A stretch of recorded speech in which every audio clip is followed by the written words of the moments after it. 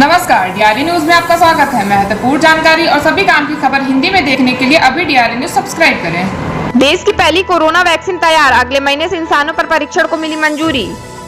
भारत की वैक्सीन निर्माता company Bharat biotech ने ऐलान किया है कि उसने कोरोना वायरस पर प्रभावी वैक्सीन बना ली है। सरकार ने भी वैक्सीन के क्लिनिकल परीक्षण को मंजूरी दे दी है।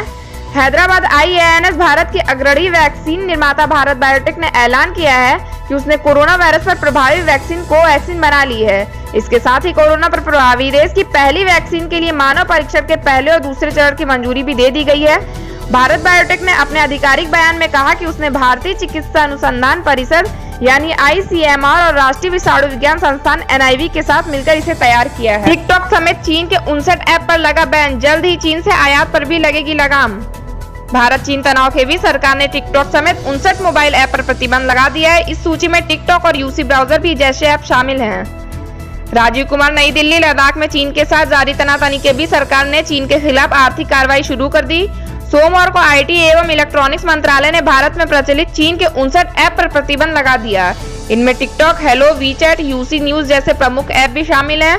वहीं चीन से आयात पर लगाम के लिए भी मंथन शुरू हो गया है। औद्योगिक संगठनों से रायशुमारी शुरू हो गई है कि कब और कैसे आयात पर रोक लगाई जा सकती है। अनलॉक 2 के लिए गाइडलाइन जारी, जाने क्या खुला रहेगा और कौन सी सुविधाएं रहेंगी बंद।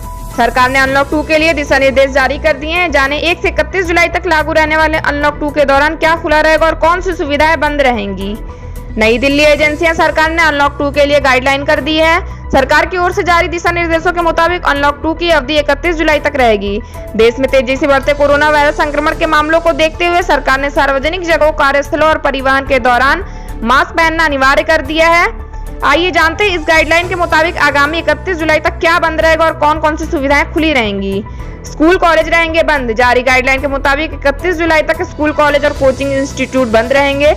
हालांकि दूरस्थ शिक्षा और ऑनलाइन पढ़ाई जारी रहेगी। केंद्र और राज्य सरकारों के प्रशिक्षण संस्थान 15 जुलाई से शुरू किए जा सकेंगे। अंतर्राष्ट्रीय उड़ानों पर जारी रहेगी रोक। अंतर्राष्ट्रीय उड़ानों पर भी प्रतिबंध रहेगा, लेकिन उन इंटरनेशनल फ्लाइटों को उड़ान भरने की छूट होगी जिन्हें केंद्र की ओर से इजाजत मिली हो। नहीं चलेंगी मेट्रो, बंद रहेंगे सिनेमा हॉल। सरकार की ओर से जारी गाइडलाइन में कहा गया है कि अनलॉक 2 की अवधि के दौरान मेट्रो सेवाएं बंद रहेंगी। यही नहीं, cinema hall, swimming pool, theatre, bar, सामाजिक और धार्मिक कार्यक्रमों में भीड़ के जमा होने पर रोक जारी रहेगी। कोरोना संकट और चीन से तनाव के बीच आज शाम 4 बजे देश को संबोधित करेंगे PM मोदी। PM नरेंद्र मोदी मंगलवार शाम को देश के नाम अपना संबोधन पेश करने वाले हैं। PM मोदी 30 जून को शाम 4 बजे राष्ट्र को संबोधित करेंगे। प्रधानमंत्री नरेंद्र मोदी मंगलवार शाम को देश के नाम अपना संबोधन पेश करने वाले हैं।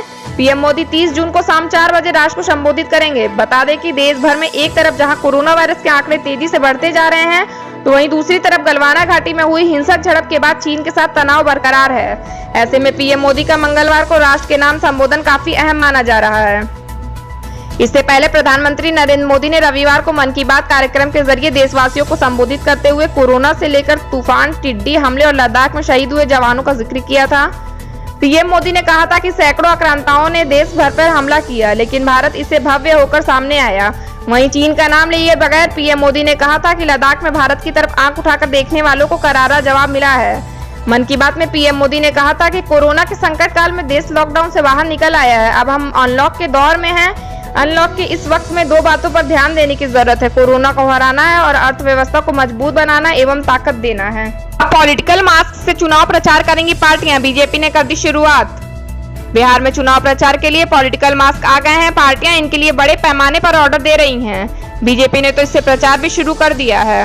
मुजफ्फरपुर कोरोना वायरस से बचाव के लिए आवश्यकता बन चुका मास्क आगामी विधानसभा चुनाव में प्रचार का जरिया बनेगा। सभी पार्टियों के चिन्ह वाले मास्क नजर आएंगे। इस तरह के मास्क बाजार में उतारने की तैयारी है। निर्माताओं को बड़ी संख्या में ऑर्डर मिल रहे हैं। ऐसे मास्क का नमूना लेकर टीम यहाँ घूम रही है। भारतीय जनता पार्टी ने अपने चुनाव चिन्ह वाले मास्क बांटकर इसकी शुरुआत भी कर दी है। सर्जिकल और फैशन मास्क के बाद अब पॉलिटिकल मास्क। पिछले 4 माह में वैसे तो मास्क के कई रंग और रूप देखने को मिले हैं। सर्जिकल और फैशन मास्क के बाद अब पॉलिटिकल मास्क बाजार में उतारने की तैयारी है।